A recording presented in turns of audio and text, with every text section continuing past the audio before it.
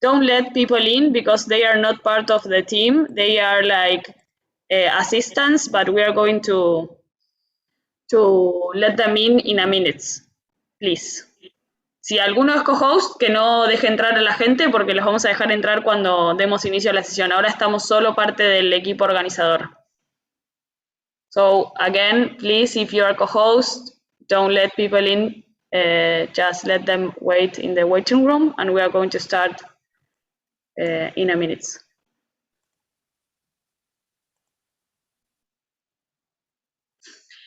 Girls, we are only missing Rosalia. I don't know if you want to text her or send her an email.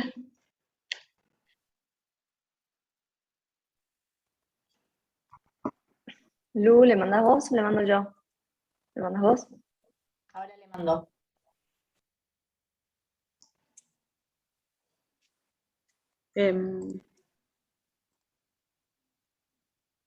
Meli. Ahí ¿está todo bien el channel? Me voy a mover a tu channel a ver si... Ah, ya entendí. A ver ahí, Meli.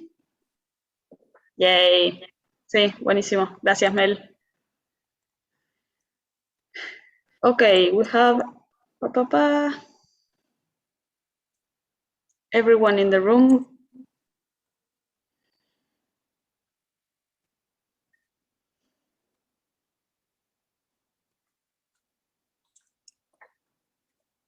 Si alguno tiene una duda y quiere preguntarnos algo, lo puede hacer. Vamos a esperar unos minutos y vamos a dar inicio a la reunión. JD está faltando también. ¿Querés que le escriba? Yo tengo el... Sorry? Can you remind me how long we have in the breakout rooms in total? 45 to 50 minutes. 45 minutes? Yeah. Okay.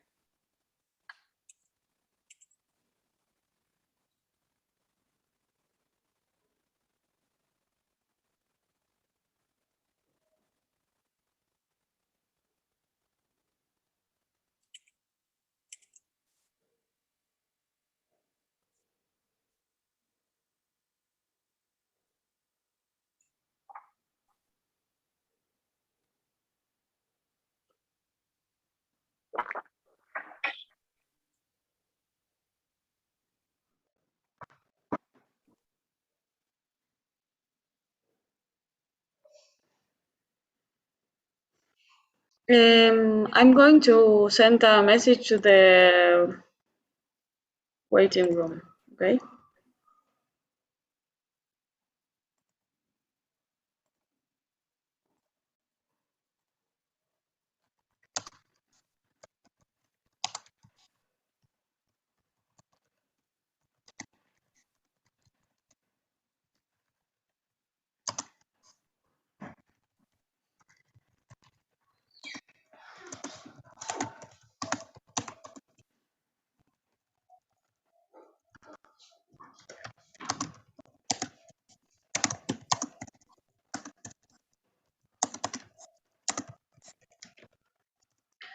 I'm guessing, everyone, that today people are going to be a little late because they have to jump in the platform, in the UNESCO platform.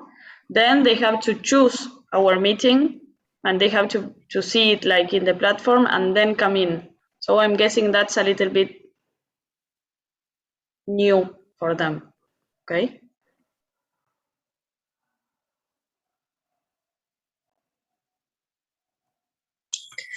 Feli, we have Olger in waiting room. I will admit him.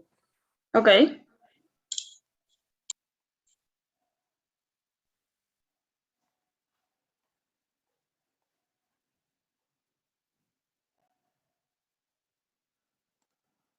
And do we have any news from Rosalia?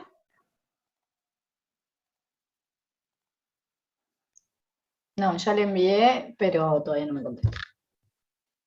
Okay. Buenos días. Buenos días. Hola, buenos días. Olger. Hola, buenos días. Espero que estén todos muy bien. Buenos días. Gracias, Olger, por estar acá. Ya estás asignado al Breakout Room al que tenés que ir. Entonces, cuando nos redirigamos, vos ya vas a estar ahí. Perfecto, gracias.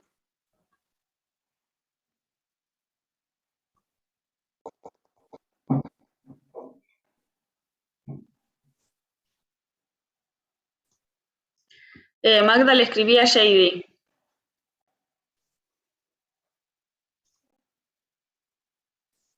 Exacto.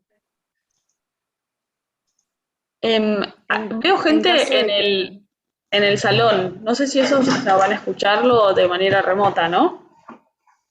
Sí, Entiendo que sí. entiendo que sí.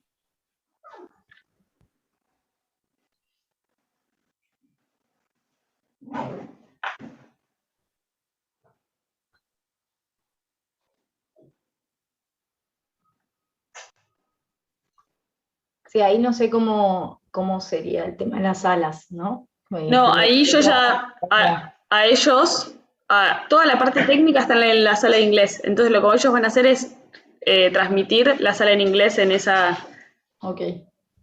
sala.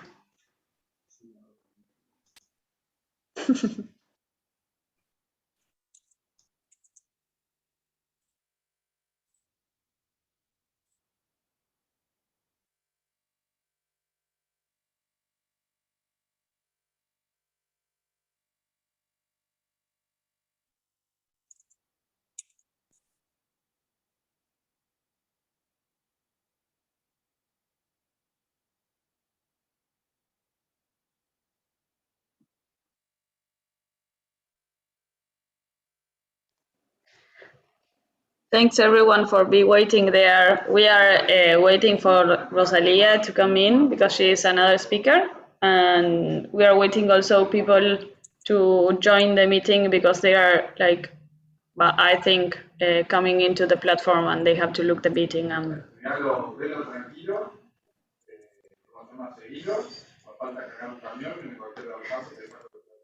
Oh no.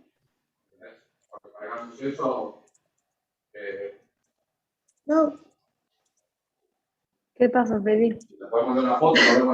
I wanted to let Shady and I let someone else, so I'm removing them.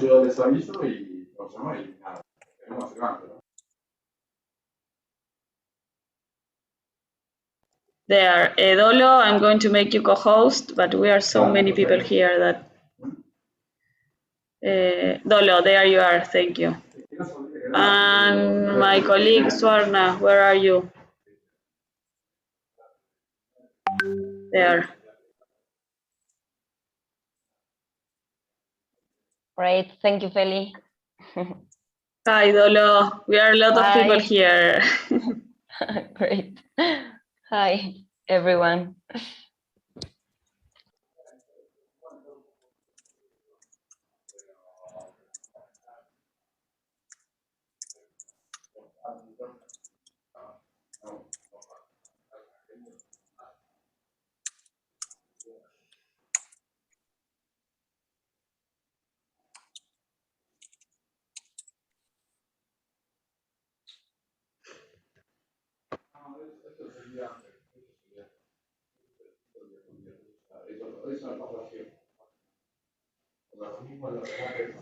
Girls, let's talk about something because we have the English room is going to be, I think, full because we are having also the people in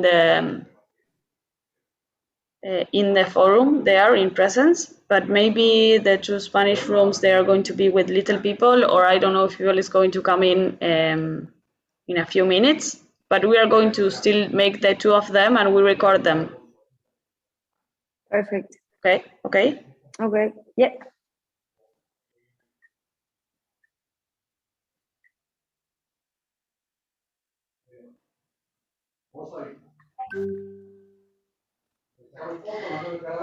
A medida que nosotros seguimos retrasando el inicio, la gente se va desconectando, con lo cual, si quieren arrancamos con los que están y bueno, que la gente se vaya sumando y vemos cómo funciona.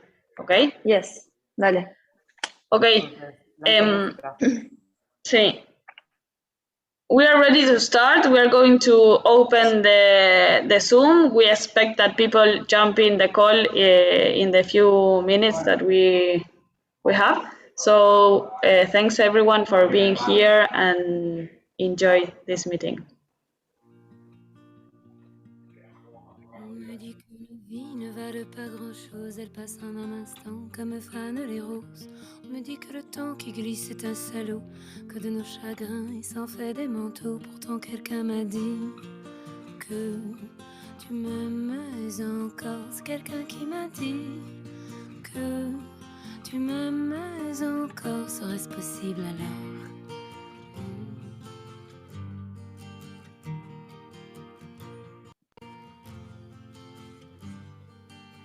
On dit que le destin se moque bien de nous, qu'il ne nous donne rien et qu'il nous promet tout. Paraît que le bonheur est à portée de main, alors on tend la main et on se retrouve fou. Pourtant quelqu'un m'a dit que tu m'aimes encore. Hi everyone, welcome. Bienvenidos todos. Thank you for joining us today at the Teacher Task Force Policy Dialogue Forum.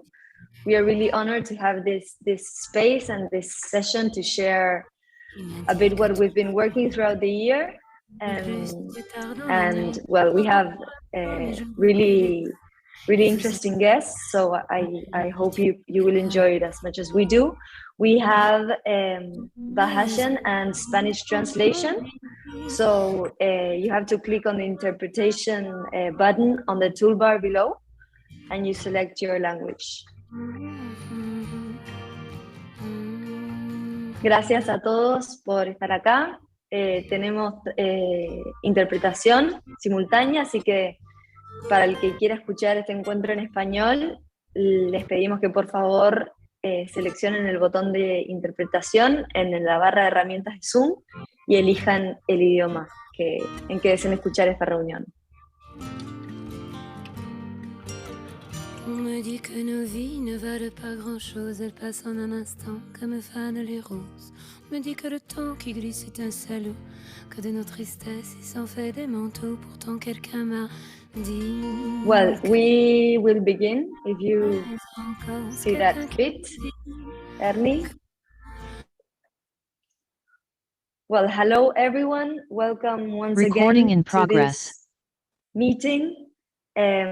We are the School Leadership Network. I'm Magdalena from the Varkey Foundation, and along with global school leaders, we have been working throughout this year. We have built a network that has school principals and experts throughout the world. We have over 350 school principals and over 100 experts.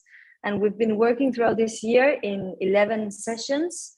We have been discussing the main topics that address school leadership, and we have been having this dynamic of work that you will see throughout the meeting.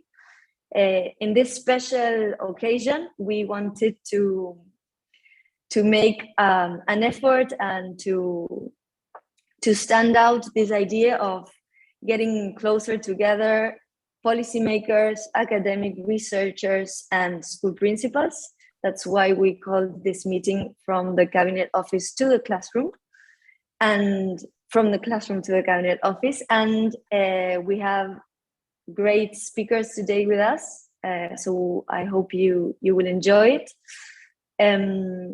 So this is a bit what the network is, what we've been working throughout this year. In a few days, we will be launching our webpage and our final report where we have our findings, and we will share the information we've been working around. But I wanted to invite two of our members from the network to share a few ideas about their experience in the network. We have David Godfrey, that is an associate professor in a University College of London. And we have Robert Ford, a school principal from International Heritage School in Moldova. So David, if you'd like to begin, just some some ideas of what this year as a member of the network has been, if you could share with everyone here. Thank you. Yes, thank you, and hello to everyone, and I look forward to seeing some of you in the breakout room later. And just it's been a very interesting thing to be involved in. It's been a great pleasure. Shows one of the advantages of the technology that we have now, that we've all become so used to, and just to be able to network like this globally. And I think it's incumbent on us all that we make the best of this and create some kind of lasting legacy and impact on the education systems around the world, really, for what we're striving for. So just thank you very much for being involved, and I look forward to continuing our conversations. Thank you so much, David. It's been a pleasure having you this year, and pleasure having you here too for this session. Rob, if you'd like to share some ideas too. Thanks, Magda. And again, like as David said, it's a real honor to speak not only in this arena today, but also throughout the whole year. And David and I are representing all our colleagues in the group. And I think for me, being part of a very authentic group where we're bringing our sort of real experiences, it's been a group that's really learned from each other. I love all the diverse contexts. I love the fact that people have really shared in WhatsApp, in online ideas. The 3 C's for me, not COVID, are the collaboration, the context, and those communities. And I think we've built a really strong network of people who wouldn't have ordinarily perhaps got together through other means. And I think this is where the great strength comes from you guys at the Varkey Foundation in bringing us all together. And the spin-off has been that we're working with our networks in our respective countries and regions. So the ideas that we've explored, and coming from Eastern Europe, where there's a real sense from the old Soviet legacy of the power of powerlessness, and that's been very much part of the crisis feeling of how we operate as school leaders and still keep strategic, some of our key discussions. So in that power of powerlessness that sometimes people felt under the old Soviet system, we found our power. We found our power through each other, through dialogue, through example, through humor, through support. And school leadership isn't always an arena where you feel that you have a lot of people you can turn to. So for me, and I know speaking to other members of our network, this is what this has meant for us this year. So again, muchas gracias, thank you. Dioconva, it's been superb.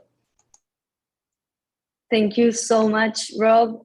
You've made a much better introduction than I have. So thank you so much for sharing. I won't take any more time, and I would like to invite you to step into our core of today's session.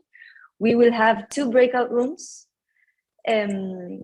One will be guided by David Godfrey, and that will be in English. David is also a Spanish speaker, so those who want to hear from him, he will also be sharing in Spanish. And we will have another breakout room with Jose Weinstein. He will be leading his session in Spanish. David will talk about research-based decision-making, and Jose will be talking about the cultural battle in education. So you're welcome to join the breakout room. To join the breakout room, you have to click on the button that's in the toolbar that says breakout rooms, and then you select the breakout room you want to join and click join. I hope I've been clear enough. So we will have 40 to 50 minutes in these sessions, and we invite you to listen to our speakers and to open your cameras, your mics, and share. And I forgot that in each breakout room, we also have school principals that are representing us from our network. We have Olga Carmona from Costa Rica, Shadiel Casas. We have Lucia Cortez from Brazil. And we have Abdi Kadir from Ismail from Kenya. So please join in, and we'll see ourselves back in the main panel in 40 minutes. Thank you so much. Thank you, Magda. Elmi, if you can please stop sharing screen so I can open the breakout rooms. That's okay. Good luck, everyone.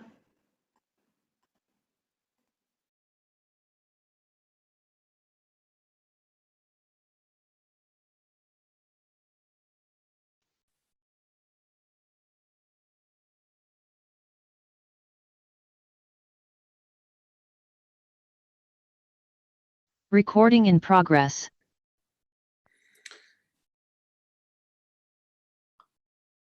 So, hello everyone. I'm not sure if we've got everyone into the breakout room yet. If you're able to share your faces, that would be lovely. So I can see who I'm talking to. That would be fantastic.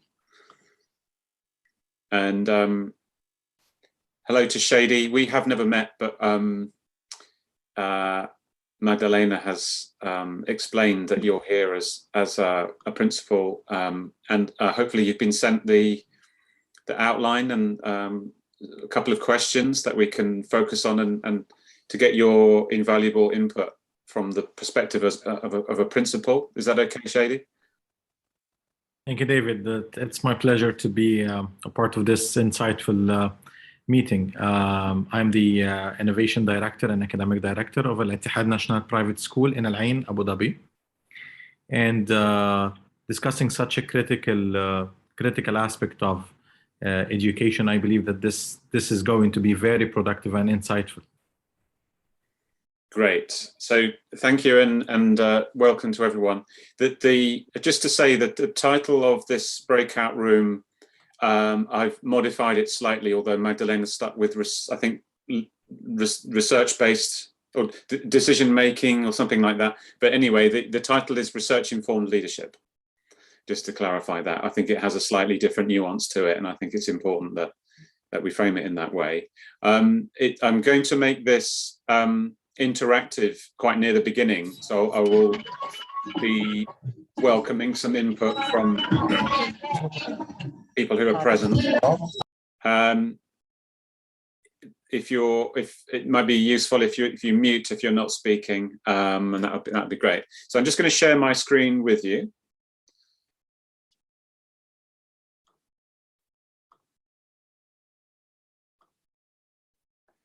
And Shady, can you nod to me if you can see that slide?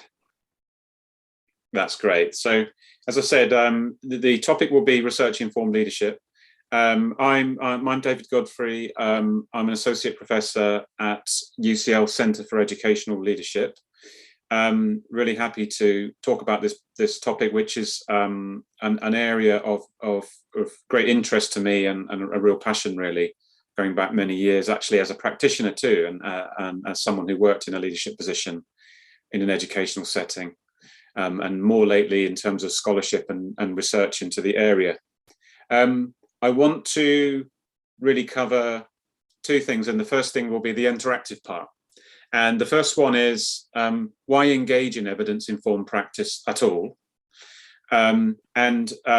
It's worth considering that really so that we're clear what we're talking about here and what the benefits are. But also there is a time and a cost involved to doing anything. So why are we doing it? Secondly, I want to talk about the many levels of the what I would describe as an ecosystem for research-informed leadership, research-informed education, and it's important to address those many levels. There are certain things that school leaders can do, but school leaders don't work in isolation.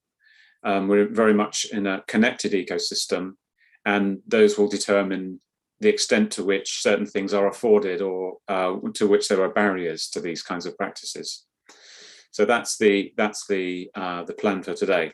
Now, the first question is this. I was invited a few years ago to give a talk on evidence-informed practice and to look at the impact on attainment. And I actually, being rather cheeky as I can be sometimes, slightly subverted the talk and wanted to challenge the premise, which is this: if we don't have already clear and incontrovertible evidence that being evidence informed will raise attainment or will have a clear impact, why should we do it? So that is my question to you to begin with. I invite you to, obviously we can't do breakout rooms within breakout rooms. So if you are sitting next to somebody and watching this in a breakout room, then by all means have a quick think about this. But I would also invite anyone just to speak up really, just have a little bit of a reflection on this. And would someone like to offer me one answer, one potential answer to this question? So let me just repeat the question and buy you some more thinking time. Should educational practitioners, and particularly leaders, engage in evidence-informed practice, even if there is no clear evidence of impact?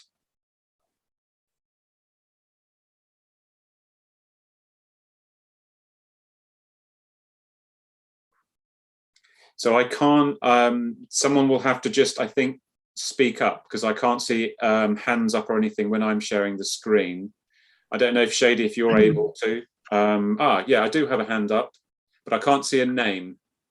And I'm happy to just give you a very simple answer, which is yes.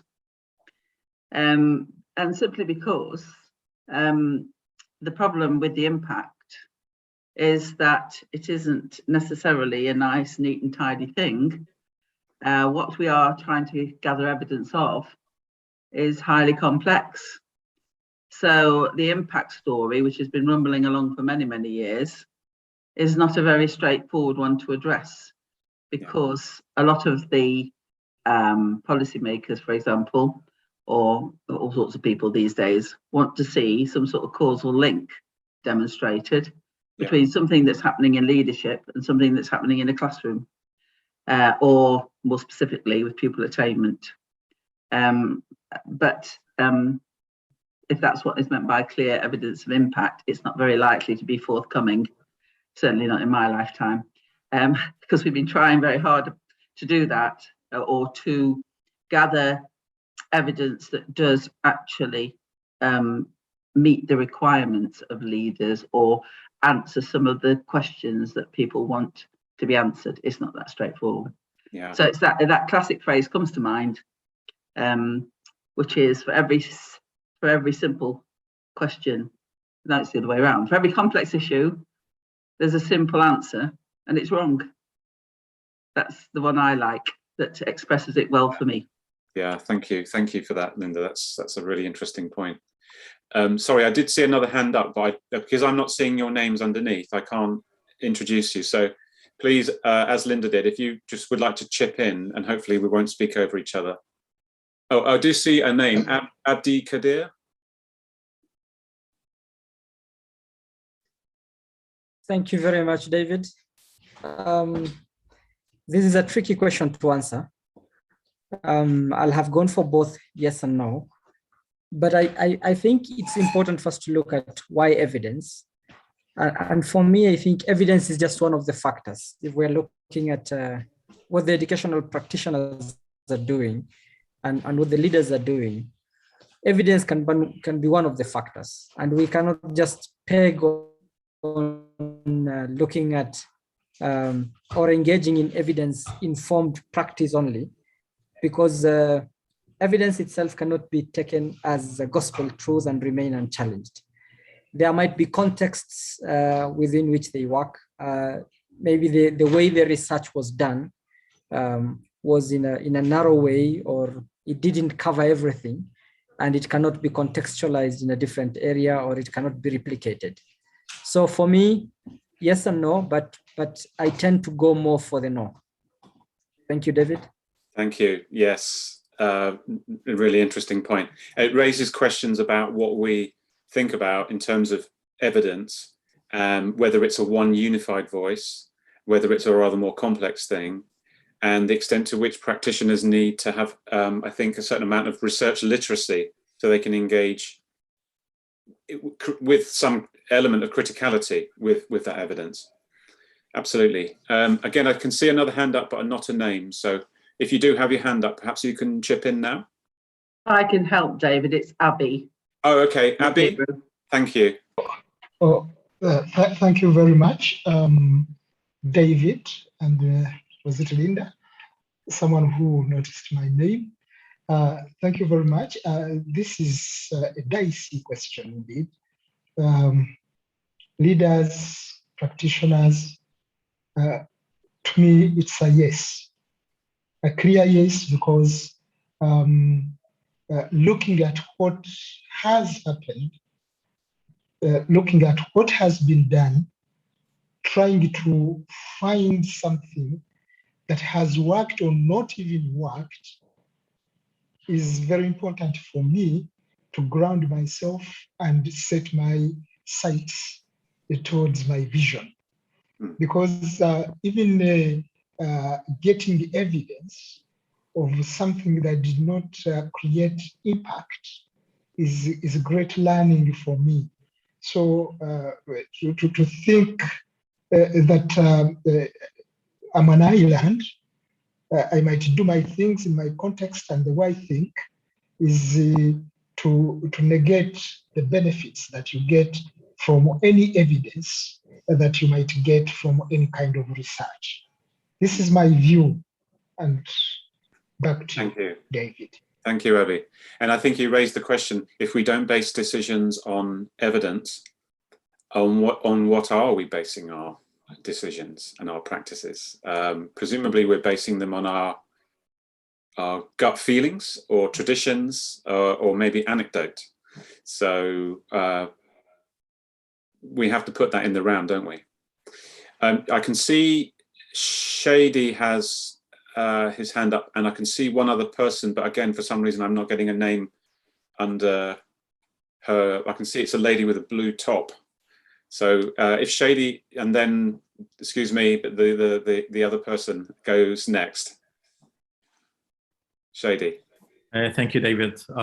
It's really a tricky question because again, if you don't have clear evidences, so why should we be engaged in evidence informed practice? So it's you know, whenever it comes to me, it's is it the egg or the chicken? So we are always being involved in evidence-based practices, and I believe that the answer should be yes, we should be involved, because even if there is no clear evidence of impact, which the main desire here is the optimal behavior. If there is no optimal behavior that we need to grasp from the practice itself, I believe that the build-up or incremental perceptions are going to collaborate in a common evidence or a common impact later on. So my answer is yes, and I believe that perceptions or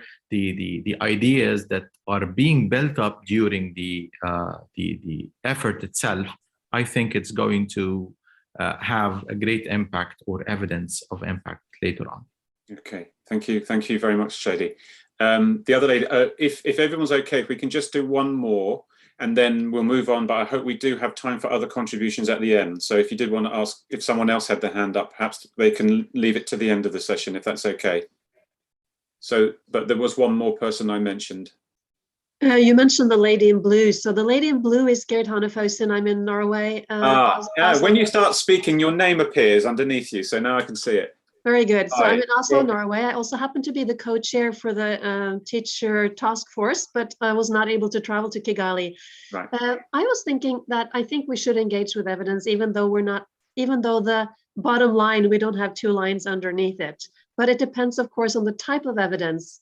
And I would agree with your sentiment that we should be as wise as possible in our dealings with evidence and what we can conclude and what we cannot conclude. I think that sometimes we see from fairly scant evidence, conclusions are drawn too quickly about what works and what doesn't work. Sometimes relatively small studies.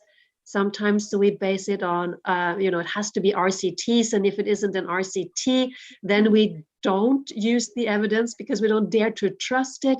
So I think a discussion also of the type of evidence and how to understand the different types of research and the research methodology is very useful. And then I also wanted to make a completely different note. I see that the main room in Kigali seems to be linked into this conversation. And I'm wondering, because I was chairing a meeting yesterday with the steering committee on the annual meeting, and I'm wondering how we loop in the meeting room in Kigali into this conversation when we are online. So there might be somebody there in Kigali who can help us with that, but I just wanted to flag it that if we ask the room there, if they want to come in as well for the next discussion question, that might be a good idea. Thanks. Okay. We are here listening and we're connected to the meeting. So, Okay. hello from Kigali. Hello. So, good point. You've all so far raised some very interesting points, and I just want to go through. And I say, if someone else wanted to ask a question, forgive me if we just move on now, but we can certainly continue this towards the end. There's really three answers to this. If I'm going to be, kind of brief about it, and it's yes or no, or it depends. So let me run through the answer to that. One might be to say no. What are the arguments against it? First, some people say, well, teaching, and given that we're talking about leading schools, and teaching being a very important facet, teaching is actually a craft or an art. It's not a science.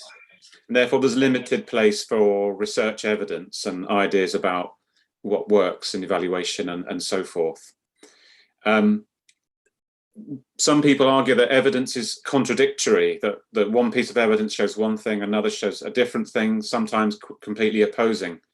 This can be quite confusing at times, and therefore difficult to understand how to respond to that and what to do about that kind of evidence. So that's just a couple of arguments. I mean, some people would argue that, let's leave teachers to get on with teaching. That's the main argument, and not worry about the evidence. You'll probably guess that's not going to be my point of view here. Why say yes then? Well, you can argue that evidence-informed practice is the hallmark of any profession. If we see teaching as a profession, then it needs to be underpinned to some degree, in some manner, by a range of evidence, I would say including academic evidence, academic scholarship and research and evaluation. Is there any debate, for instance, in medicine about whether doctors should use evidence for when they're diagnosing patients? Is there any evidence that being evidence informed in medicine is a good or a bad thing? Probably not, because nobody's debating it. There's no point debating it.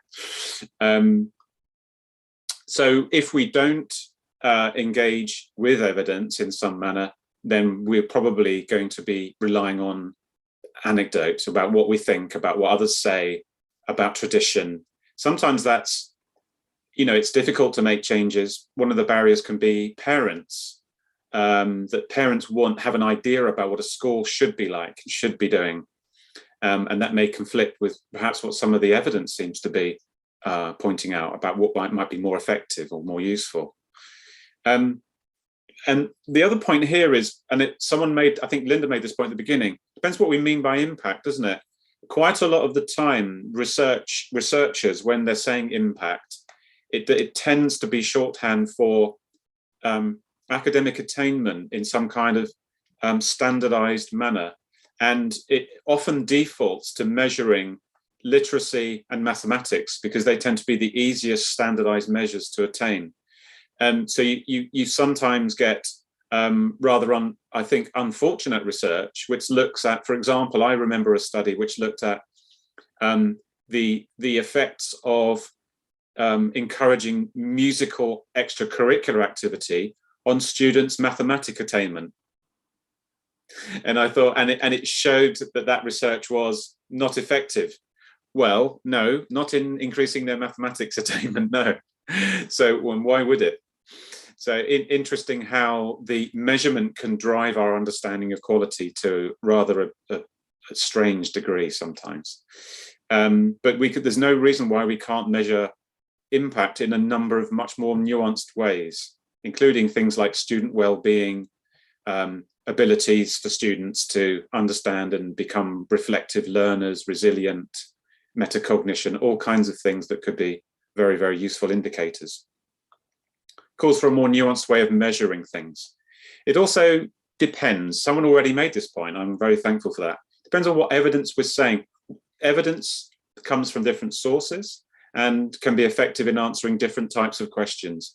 RCTs are very good in looking very broadly and generally at the questions like, does something work compared to a control group? But within that, there's hidden a lot of nuances. And one of the other speakers earlier on mentioned the point, well, what about the context of that research? Does it take into account, for example, the context we're working in? So although there may be a strategic intervention that broadly tends to work across many domains, it doesn't mean it's going to work here. And or if it does work, maybe different factors are needed to make it work. It also depends on the availability of time, resources, importantly for this, leadership support and expertise. I would argue that teachers particularly need to become more research literate so that they're able to engage in that research. It's not just about landing a research report on the desk of a teacher. That's not enough. We know that, we do know that much, but that will have very little effect. And the other one, which is rather grandly here titled as Epistemological View of Research, it simply means, what do we see as the type of knowledge that we're working with, and what's our relationship to that knowledge? I would argue that we need to take on board a whole range of knowledge, including teachers and school leaders' tacit knowledge, understanding of their context, their own expertise and judgment, and academic research. That's thrown into the mix. It's not one or the other, and one is not superior to the other. Let's just go through some of the issues. And this is a real kind of quick sweep through some kind of points here in relation to this topic now. And just think about this sort of wider ecosystem for leading in research-informed practice. And then we'll have hopefully time for some more comments and questions and discussion about these issues. First of all, I would say surveys. I'm not aware of too many international surveys, but I can certainly say in the context of the United Kingdom, there's a number of surveys have shown that there is a great appetite. Well, actually, no, I do know a number across several other European countries, at least, that shows there's a great appetite for research engagement amongst teachers and school leaders. So although there might be barriers to it, it's not that there isn't a desire, that it's not that there isn't a pull or a demand. And I think that's very important to take that into consideration. Sometimes there's a feeling that teachers are kind of a bit backward and don't want to engage in this, but I don't think that's true. I think it's really about the barriers to engaging when it's not happening.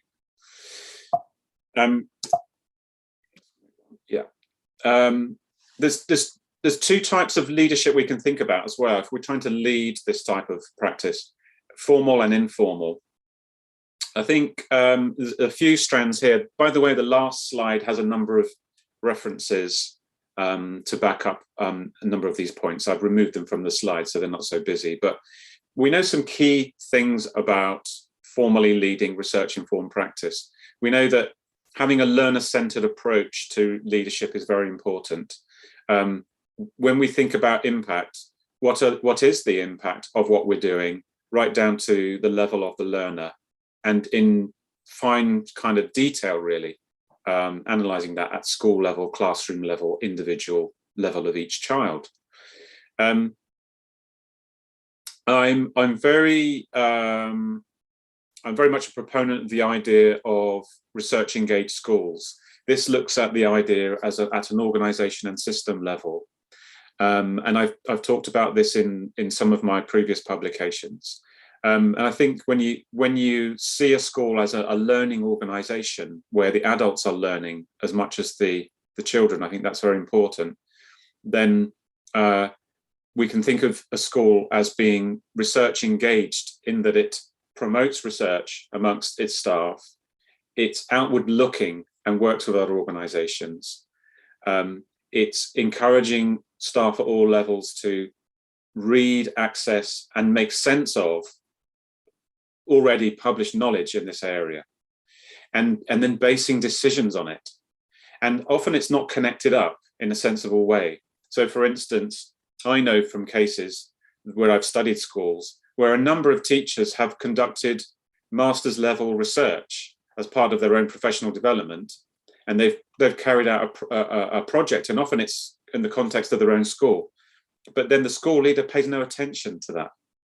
So it's an opportunity missed. So often it's about connecting up all of those things and thinking about it at an organizational level. And that includes professional learning networks, and increasingly we're seeing the benefits of collaborations of schools with other schools and other organizations which may be involved in research or other kind of services, and often they connect with an inquiry focus as well. So the fact that there is an inquiry unites the members of that PLN.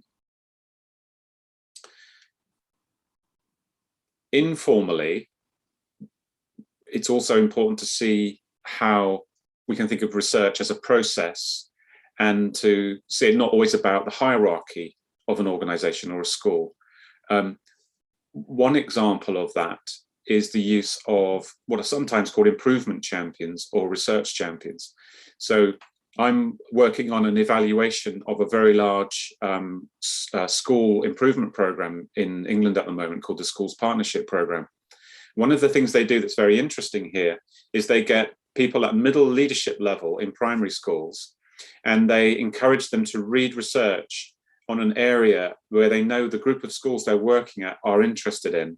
And then they go and they talk to other schools, and they lead workshop type activities in a coaching manner, where they're not telling the other school what to do, but what they're saying, look, this is something that we know about this area that might be useful to take into account. And then they engage in a kind of coaching manner to help that school decide their own way that they're going to move forward on this issue. It's a very powerful method of developing leadership at the same time. And one of the things that research can often do is it provides a narrative which is a little bit less hierarchical or even confrontational. It's a bit more open-ended, because you ask a question and you have a focus and you have an inquiry, and you can ask people to join you with that. And then you can get all kinds of informal leadership of that. It's important, therefore, to see leadership as very much distributed, because let's face it, sometimes it's the newly qualified teachers who are more up to date on the state of the art in their subject teaching, for instance. And therefore, if we have a very hierarchical view of knowledge, we won't be able to access that. So I've talked about this in a book which is about this ecosystem. I think it's really important to see this at a whole system level. School leaders can, the danger if you don't do that is that you lead a school and you see it rather as a kind of unit, isolated unit, and you're engaging in research to get some kind of competitive advantage over your rivals. I think that's not the way forward. That's not going to improve the system, and it's probably not going to improve your own school very much either. And it's important to bear in mind that there's really overall two levels of research engagement here. There's the level which is at the organization and the organizations that connect with the schools, including policy level, but there's also the level of the occupation itself. So in many countries, for instance, the principal doesn't have that much influence as an instructional leader over teachers because of the nature of their role. So the teachers are employed by the district or at national level, and so is the principal. So the principal doesn't have that much control over the professional learning community, for instance. So it's important, therefore, to see that part of this is teacher training, it's standards for the profession, teacher bodies and leadership bodies, as well as all those things which influence the organizational level, such as ongoing, continual professional development, engagement with other organizations, such as universities and so forth.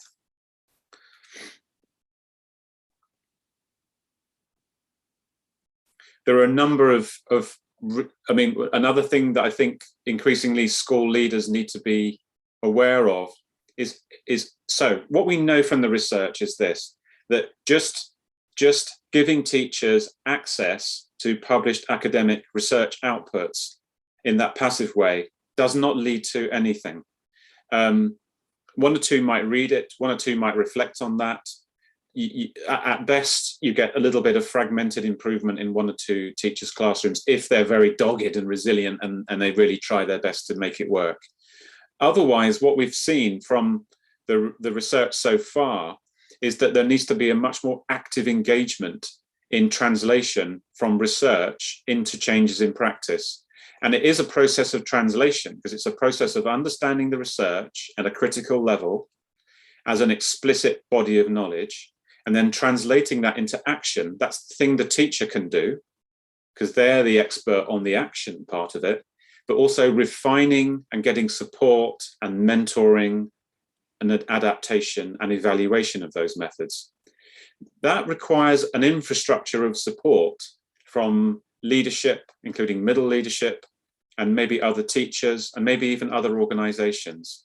So I've written, I mean, in the book we talk about collaborative peer inquiry, such as research-informed peer review as being an example, and there's also another example of research learning communities. But there are many kind of other models, network learning communities and so forth, which would come into this category.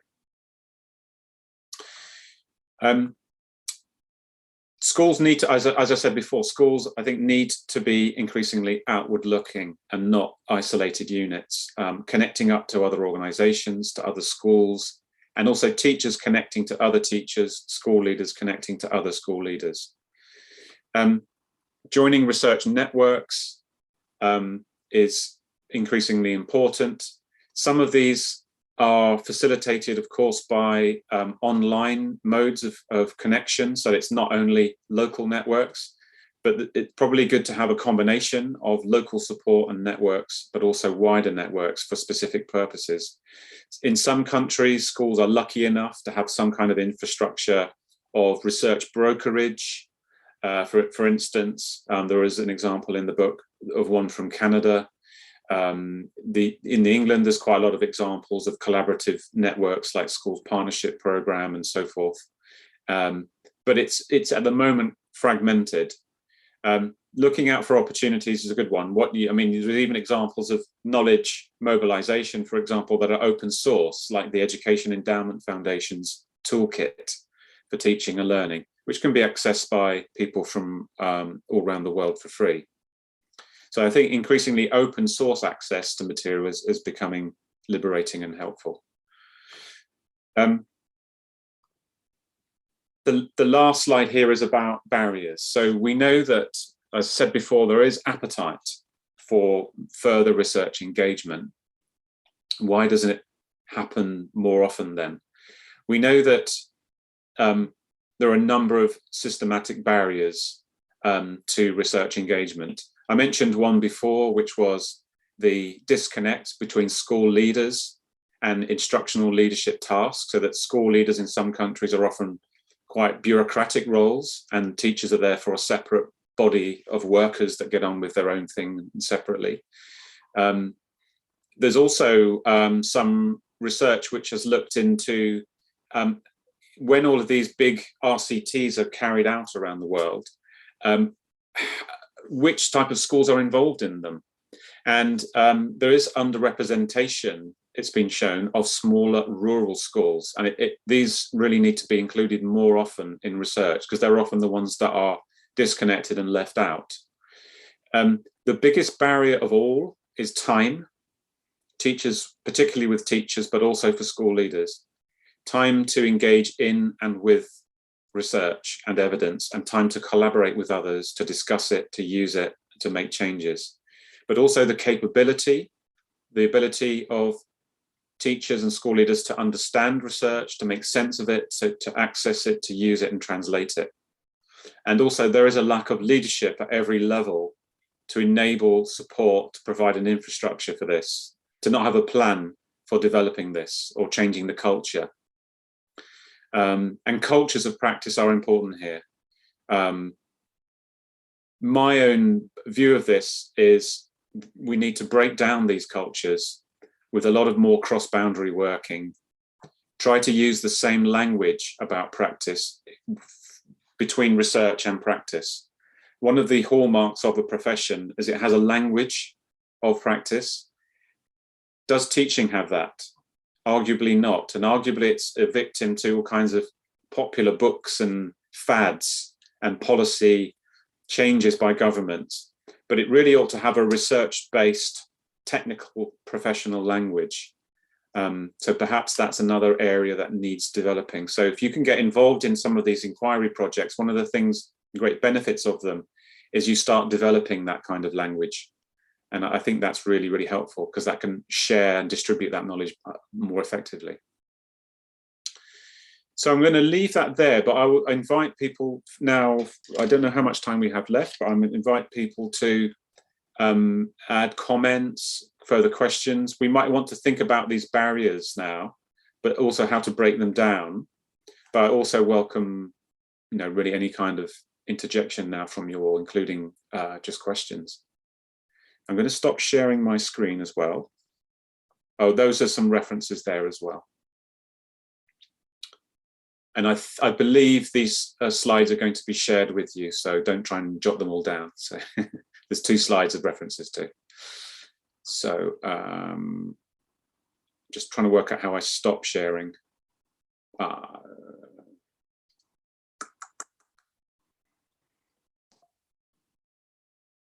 Yes, there you go. I worked it out.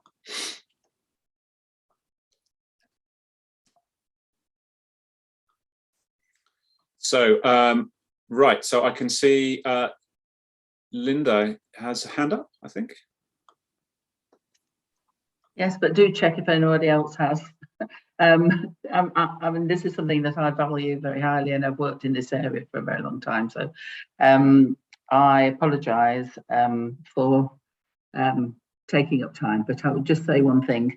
Everything you've said makes sense to me, and have been involved for a long time with trying to enhance, I think you used the phrase, research literacy of teachers and leaders.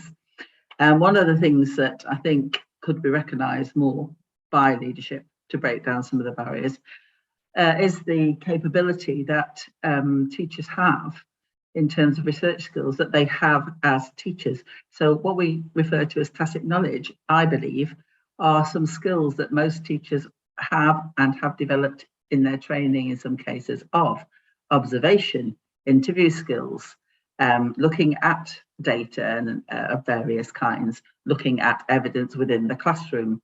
And one of the things that I think would be very, very helpful to promoting research-informed practice in the classroom on the basis of that setting and the knowledge that is out there in publications and other research that's being done is for leadership to recognise that those teachers have those skills and see it as a professional learning issue, that those skills are encouraged and promoted, because having worked with students on master's programmes and doctoral programmes for a long, long time, I mean, some of them are actually doing it despite their schools, hiding it from their leadership, and actually, therefore get very little opportunity to benefit the institution with that research. So I think that is one barrier, that leaders need to value teacher research skills.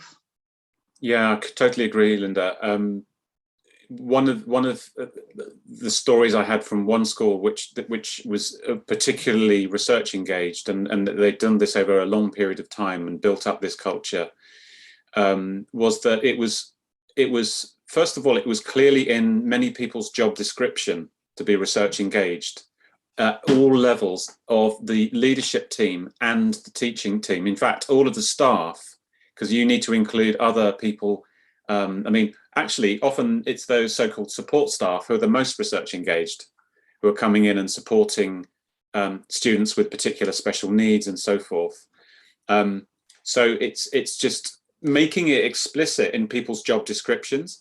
And interestingly, the same school said to me, and they said they didn't have any systematic evidence of this, but they were convinced that when they had this culture, retention of teachers improved. And I wouldn't be surprised. Again, hard to prove, so I'm not claiming I've got evidence for that. But secondly, another, again, anecdotal evidence from a school that said when they advertised for new teachers and they said interest in research will be seen as a desirable feature of applicants, they claimed they had more applicants than normal. Again, given what we know about appetite for research and for that type of culture, it wouldn't surprise me that that would be a happy outcome from this as well. So I think there are little things we can do to maybe chip away at this barrier as we go through and to sustain it. Yeah, it also fits with your ecosystem concept. And, you know, if we do not recognise that at the ground level, let me say, to comment on your diagram on, well, no, image on the front of your book, if we don't recognise that there, and that we only see it as something that's innovated by leadership or, you know, looked at that kind of level, then again, we're devaluing the profession and their skills. I can see Abdi Kadir has hand up. Yes, David, thank you very much. In my first answer to the question, I said I leaned more towards no than yes. It's because of the way I understood the question. I understood the question to mean when you don't have impact, will you still depend on research? For that one, I said no. But I know research informs practice, and it is something that needs to be done. And we don't need to reinvent the wheel altogether. If something has worked elsewhere and it's proven that it can work, it's important that we try to adopt it. But I still talk about contextualization and knowing where the research was done, how it was done, so that you can replicate a similar thing and check if the findings are similar. And that can help deal with some of the barriers. Secondly, I am also a big proponent of action research, where within your own context, you can try to come up with a research that will help deal with the specific challenges that you're facing. But it is also based on other research that has been done of similar situations, so that you borrow from what works and what doesn't work. Thank you very much. Oh yeah, thank you. Excellent points there, Abdikadir.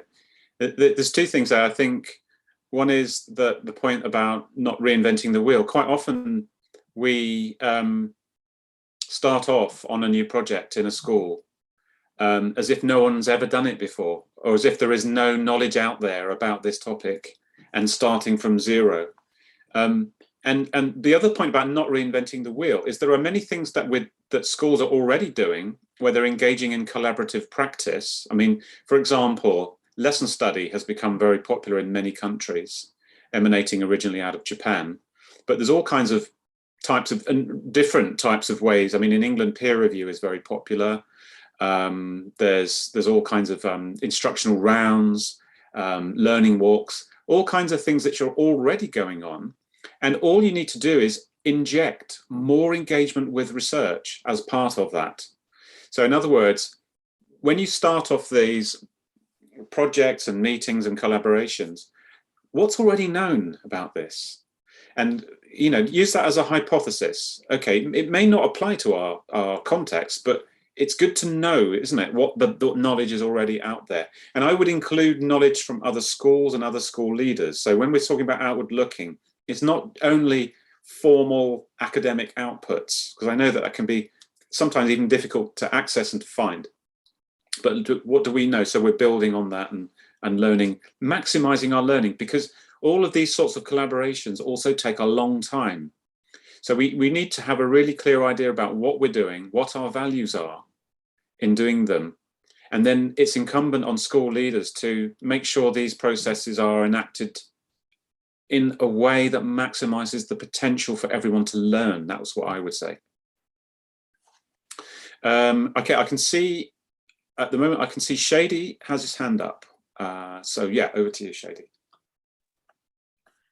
Thank you, David. This is really insightful, especially involving the teachers into research-based practices. But again, we're facing a lot of setbacks in here, especially if the teachers are loaded with their daily plannings, their lessons. Sometimes you are talking about 24 lessons a day. So from your point of view, how an education leader or the school leaders can facilitate this in order to have this culture of research-based practices, or to encourage and empower the role of a researcher inside the school culture? Yeah, clearly there are systemic barriers in terms of teacher workload, for instance, which make this more difficult in some contexts than others. We can't put this all on school leaders. There are, as I said, for instance, what can teacher professional bodies do to help encourage research-informed practice?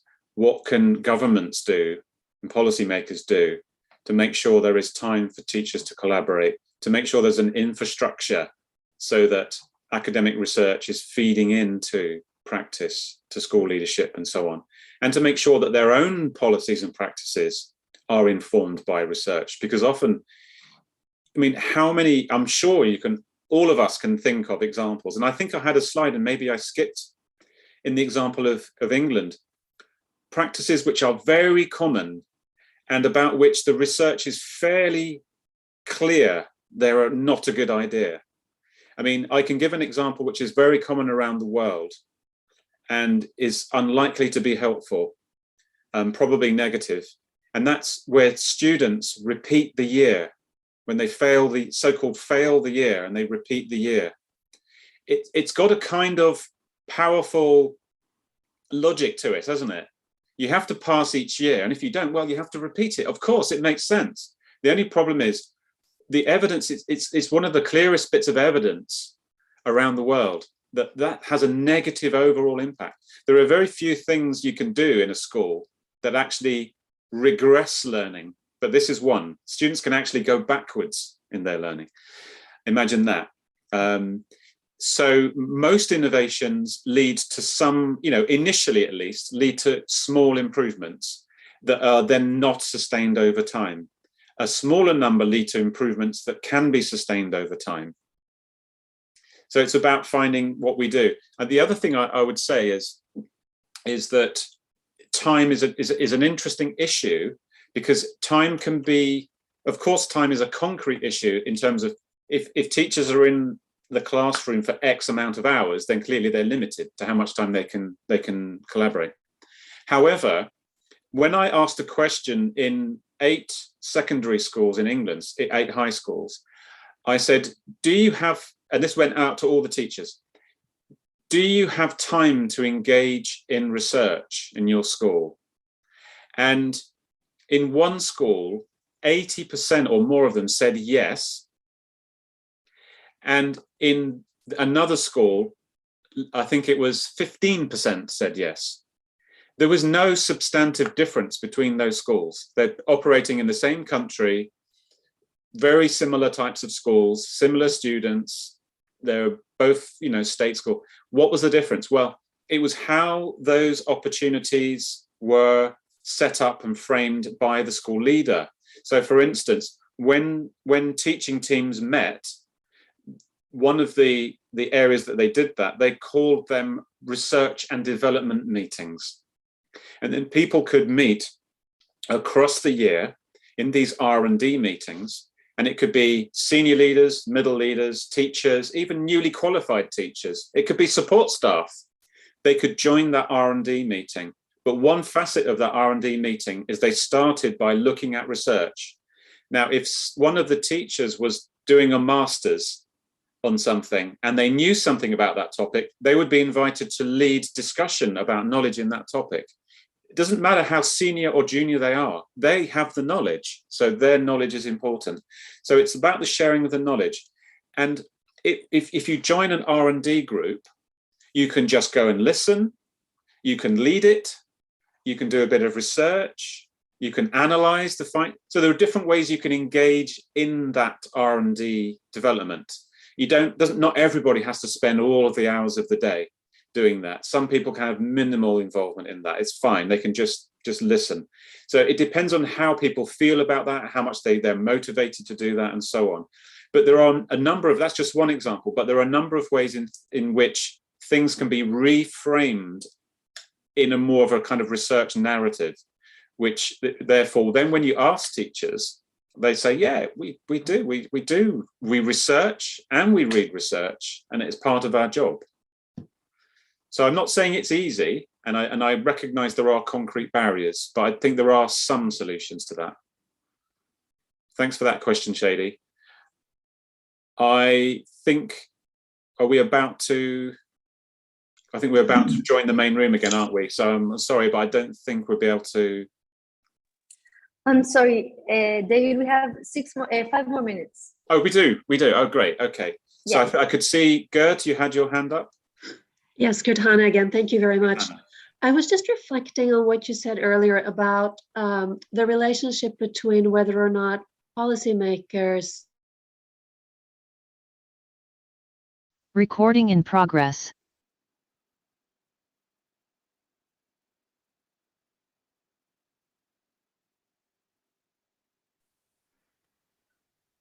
Sorry about that. I think we were redirected to the main room.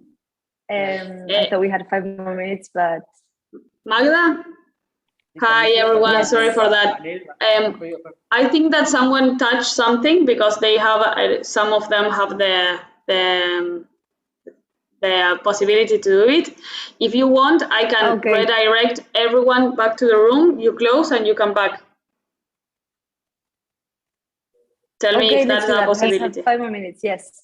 Okay. 5 more minutes and we come back. Okay, all you're going to be redirected where you were. Sorry for that. Bye-bye.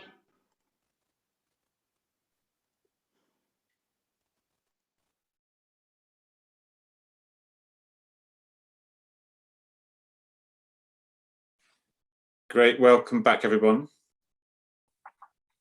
Recording in progress. Sorry for that. That's okay, welcome back, everyone.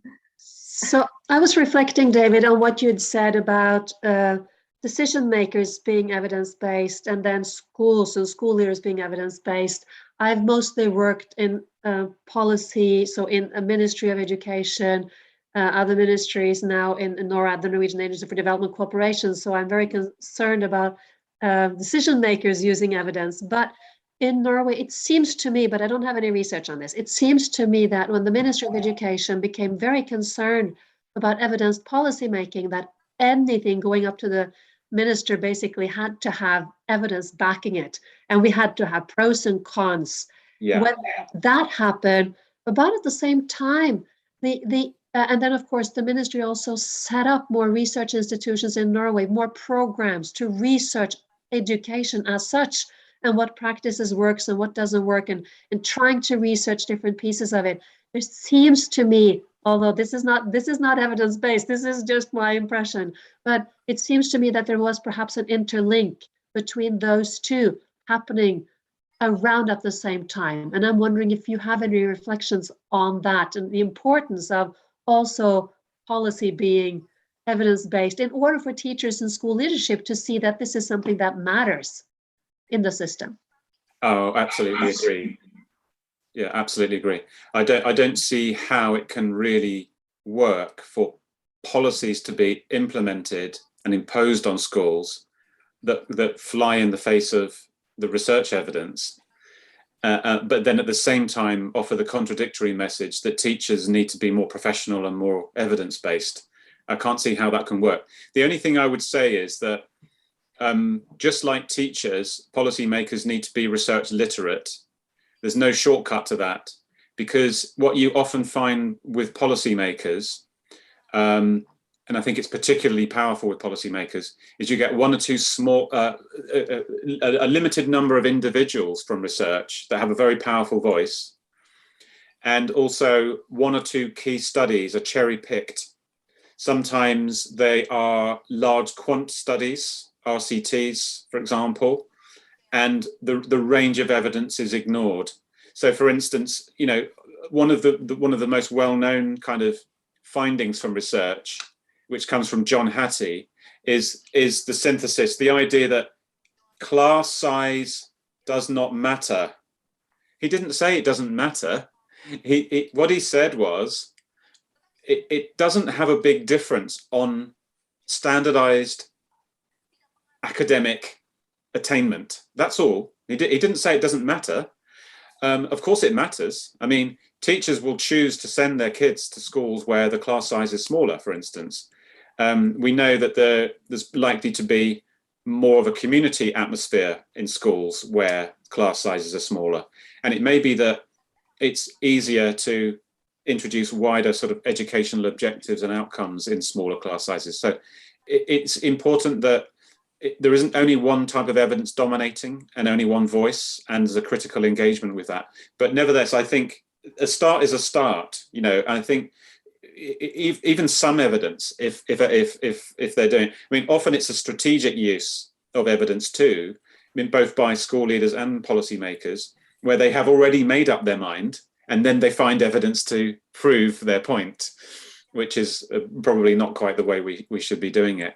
But nevertheless, of course, a lot of our decisions aren't based on evidence, they're based on our values. So we have to respect that, I think. I mean, and then we find the evidence that supports our values and how we want to move forward in that. So thank you for that point. I can see Kurnia. David, sorry to interrupt. I think that from Kigali, they would like to share some ideas. I think we have 2 minutes. Okay. We're running a bit short, but if you could unmute yourself there in Kigali and share, Anna. Sure.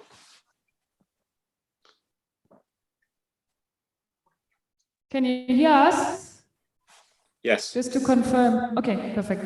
My name is Camilla. I'm working as an advisor here in the Ministry of Education in Rwanda, and I had a similar point to the question just raised by Gerd, I think, from Norway. The title of this session is From Classroom to the Cabinet Office, and I think among the barriers that you mentioned to instill this culture of research in schools is also motivation. So I wanted to ask, how do you get school leaders and teachers to actually be motivated to engage in research? Because I think the key challenge is they may get impacts, findings of maybe certain interventions they have done in their schools which have worked, but if they're not taken up by the leadership, how can we motivate them to actually do this kind of research? Thank you. Yeah, it's a good question. First of all, I would say we know that teachers are motivated to engage in research and school leaders, but there are a number of barriers. So anything that can be done to reduce those barriers, and that includes their feelings of competence, their ability, they need mentorship, they need external support, and that may be with, for example, a university provider. So they need some facilitation for that. The other thing is that collaborations are unified by a value, by a goal, by an overall educational aim.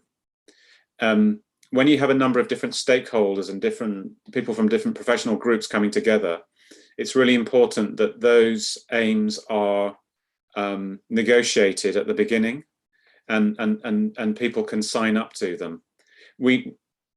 Also, people need to feel they're getting something out of it from their different perspectives. So, for instance, there are cultural barriers between researchers and teachers. Teachers are motivated by shorter term objectives, which is really about improving education for their students. That's what teachers find very motivating. If they can see in their own data collection that they're making a difference and it's a positive difference, that will be motivating for the teachers. Researchers, it's not that they're not motivated by that, but they have a different culture of practice. So they also need to have a research output of some kind. So researchers need funding to buy out their time so that they're able to work with schools. And you also need to mix researchers with skillful facilitators that know how to work with school leaders and teachers. And if it's framed as a piece of research in itself, that gives further motivation for the university and the academics to take part, because academics are judged on research outputs, like published articles. So it's trying to marry those different sources of motivation and practice together, I think, is part of the puzzle. Sorry, David, I think we will be redirected now. So I don't want to close you. Sorry, I can see Kernia had a hand up for a while, but we didn't get to you. I apologize for that.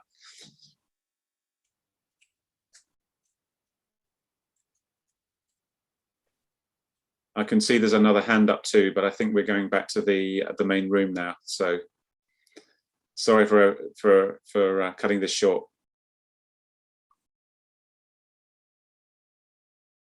Recording in progress.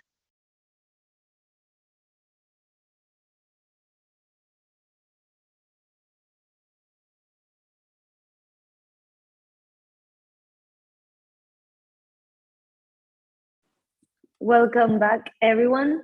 Thank you for trying to stick to our schedule. I will invite Rob Ford to make this to moderate this final main panel. So Rob, it's all yours. Thanks, Magda, and I definitely will try to keep to the schedule because we've got to finish at 3 o'clock.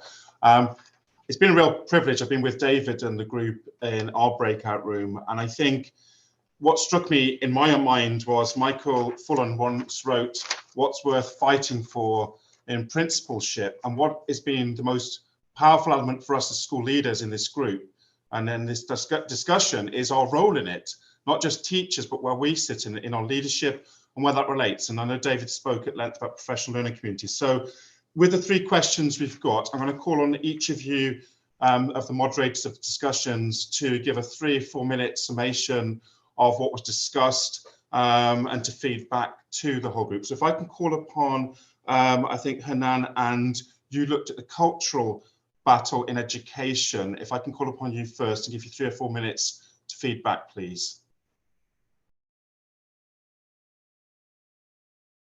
Yes, thank you. So in our room, we discussed on what are the challenges and what are the things that we want to keep and change after the pandemic. We heard the experiences of different principles from all over Latin America. We had the privilege to hear about the experience that school from Brazil, in which Lucia Santos is the head teacher, and how they approach the needs of their communities.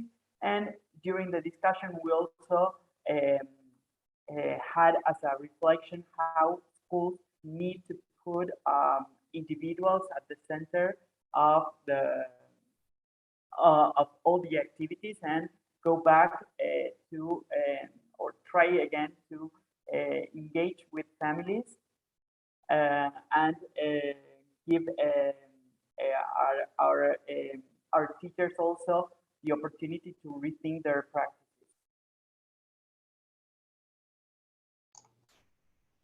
Thanks, Hanan. And actually that comment about family, and interestingly this morning in the discussions in the room, Professor Nova, I think, of the University of Lisbon, talked about the relationship and the human dimension of what's come out of this crisis, and actually the focus, not to talk about it over crisis, because we're in an era of COVID, and actually when people are sort of overloading us even further with reimagining education, it's these basic relationships in our community that have come to the fore, and actually what makes our school community. So I think that's a really important one, certainly for me in my school community here.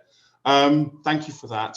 I think Lucilla next, leading in times of change and reform. If you could feed back to us from your discussions, please.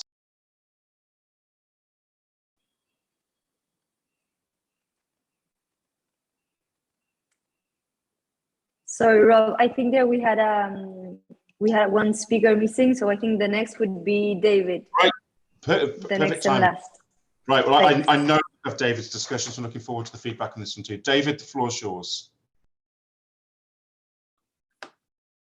Oh, you want me to feedback? Okay. Yes, where we had a wide-ranging discussion. We began by looking at just the issue of should we consider why leaders would engage in evidence-informed practice to begin with, if we don't have any necessarily incontrovertible evidence that it's worth our while doing so, in terms of impact on student attainment, for example. You know, given that these things do take time and take effort. And we talked through some of the kind of reasons why we would, why some argue that we wouldn't. For instance, the idea that teaching is just an art or a craft and it can't be informed by evidence. And also some of the kind of it depends arguments, and ways in which we can break down barriers to use of time and so forth. I talked about the issue in terms of an ecosystem, which I think is important, that we see the education system in this way, so that we don't see schools as operating in silos, in isolation, and school leaders having to operate in isolation, or indeed to think of research-informed practice as a way to gain some kind of competitive advantage on rivals. So we talked through a number of ways in which we can look at this systematically. What school leaders perhaps can do, though, to break down some of the barriers, like lack of time, for instance, lack of expertise, and some other more systemic barriers, such as the way that the teachers are employed at the national or district level, and how sometimes school leaders are detached from the instructional purpose, which a lot of the research shows is the most powerful way of school leaders having an impact on students, is to affect the professional development of their teaching staff. But that in some countries is very difficult. Can I on that point? Because I thought for all of us, when you mentioned that in your discussion, that you actually said the principal often doesn't have a lot of control, that actually trying to influence the teaching and the teachers within the school in some systems is very difficult. Now, for us as school leaders, we've had a very long-ranging discussion over this year about our impact, our influence, the very fact that, you know, we're looking at power from the classroom to the cabinet office. What would you say in your experience in the schools you've worked in, the systems you've looked at, where do we kind of get our influence, not our power, but more influence on this in our school leadership roles? Well, for one thing, I think we need to see leadership as multifaceted. There's informal leadership, there's pedagogical leadership, which can happen with other teachers or even kind of middle leadership roles. Leadership can also come from teachers in terms of teacher professional bodies that set standards, including advice on research engagement, and where possible, teacher bodies could even sponsor and fund research that helps improve the system. It's a little bit unrealistic to just, you know, unless you're in the Ministry of Education and leading it, to say, look, we're going to change the way that teachers are employed and the way that school principals are employed. So we have to try and work within that system to some degree. But I do think there are a number of avenues, as I said, both informal leadership and formal leadership that can be promising. I mean, one of the examples I gave in my brief presentation was the idea of a research champion. So this would be somebody who has a kind of system level role where they are trying to improve more than one school as part of their job. So could that be a part of some people's job description? In one of the projects I'm looking at, the research champion goes to another group of schools that they collaborate with, having looked at some relevant research on an area they know that school wants to improve in. And they need a coaching discussion where they go along and say, look, I'm not here to tell you what to do, but they facilitate a workshop and they get the staff to discuss it. But in that workshop, they present some evidence that's already been published on this area, and they get them to incorporate that into their thinking. And then the staff come up with their own plan. So I think it's an opportunity for other people to engage in a form of leadership in their own school or in other schools, and looking at leadership intelligently and where it fits into that system and how we can make that system more research informed at each level, including, as one of the topics that came up was at the policy level, where policymakers need to be more research informed. Because if as we've seen in my own country, you get the new Minister of Education who's been in the job for 5 minutes, who has a new policy idea and imposes that on all of the schools in the whole country suddenly, and upon which there's scant evidence base. It's very hard then to ask teachers to be evidence informed when they're battling to implement this policy that many who don't agree with or don't think there's any evidence for. So I hope that goes some way to answering your point. Gavin Williamson and mobile phones springs to mind immediately. That is why I'm here and not in the UK. I thought there's 2 really important, I think Linda's point in the chat is worth reading as well. 2 very important things I thought also that you mentioned, which is very pertinent to our global leaders group. You've already referred to it, but the idea that we're not in competition with each other, that collaboration model, and actually when we feel isolated and perhaps we're not getting any joy from the ministry or the sort of the bureaucracy, and believe me, in Moldova and the former sort of Soviet countries, you're still coming against that all the time. But at the same time, we find our strength in how we collaborate with others. And I coming again from the English model, where the multi-academy trust, this special idea of schools perhaps have more competition, and again, anecdotally, that the competition actually prevented them from working together at the start of the pandemic, whereas we saw models across Europe here, for example, where schools were much more familiar with collaborating and working together and not feeling fearful. The idea would be stolen and given a sort of competitive, first mover advantage edge. And the other one I thought was, again, just to come back to, which is really pertinent for all of us, is why we're here, is the outward facing, the outward looking approach in the way that we look at our schools, and we look at how we improve our schools as well. So perhaps if you wouldn't mind, just, I know there's only a couple of minutes left on those 2. Yeah, so what were the 2? One was outward looking, and what was the other one, Rob? Sorry. The idea of collaboration, not competition. Yeah, so to take that first point, I mean, I've been very lucky to work in Chile, which is known to be an extremely competitive school system, where schools are vying for students within an area, and there isn't a history of great collaboration. However, also been very fortunate to be involved in a collaboration in Chile, where we did get a number of, this was primary schools, to work together. When they have an infrastructure, a strategy for collaboration and a purpose, and when you can see that there's a moral purpose, a shared moral purpose for that, then you can see there's an appetite to learn in that. And we employed a kind of collaborative peer inquiry model where we looked at existing evidence, but we also used an inquiry-based approach to looking at each other's contexts with all great humility, knowing that we're sharing this problem together and it's not someone coming in and imposing an idea on top.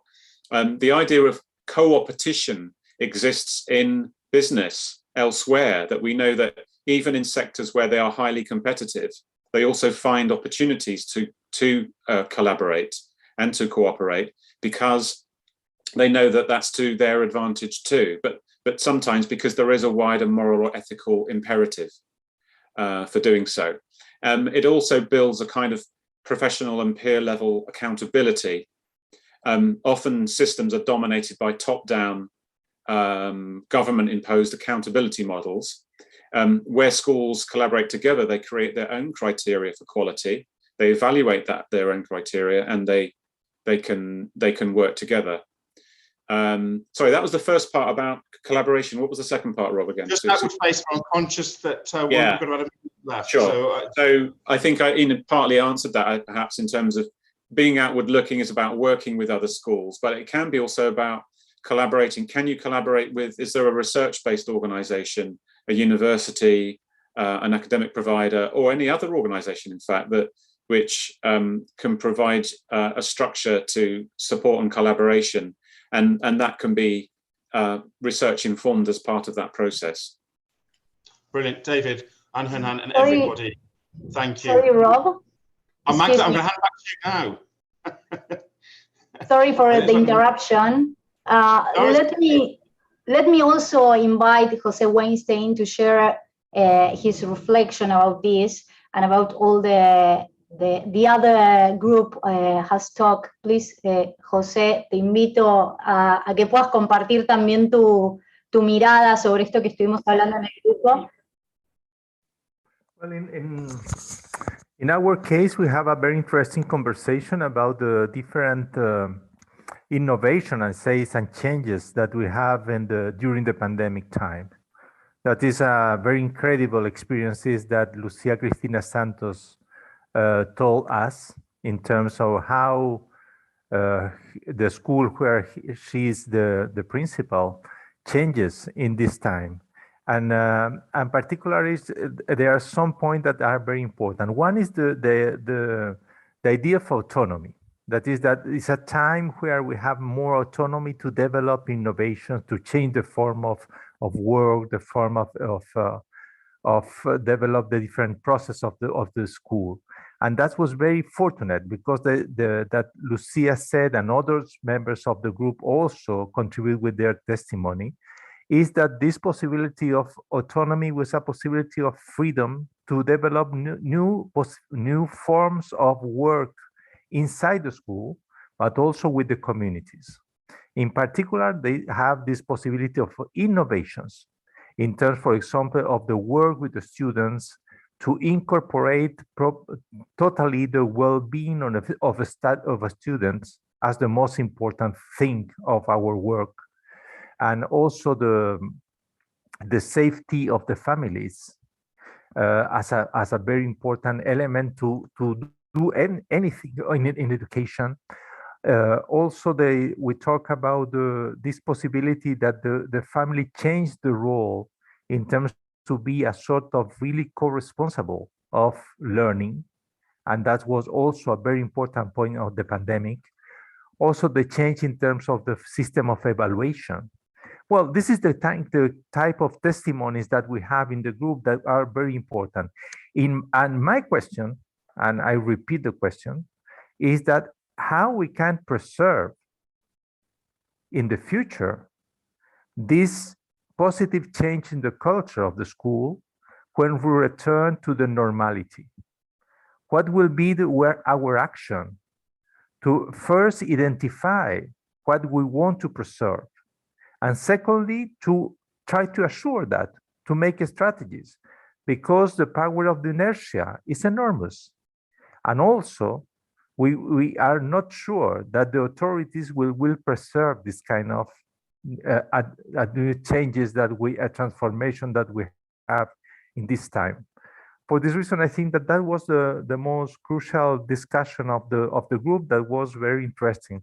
In some cases also, they have some testimonies in terms of how we have this resistance also of some teachers, and how some teachers want to return to the pre-COVID times and return to the routines, and how it's difficult to try to be sustainable the changes and the transformations that we develop in this pandemic. That is a very, very important thing, I think, that we develop in this discussion that we have. That was really interesting. And I think that it will be an interesting work of this group to try to systematize the incredible testimonies and stories that we have of different school principals in this group that are really, really fantastic examples of changes. But now we have the new challenges, how to preserve and to sustain these changes. And this is a difficult time, this time, for example, of the transition from the crisis to the new normality. This is a time where is just in this battle, and how we need to preserve the good elements or the valuable elements, and at the same time we have the force of the routines that returns to try to be in place again. This is Lucila. Thank you, Rob.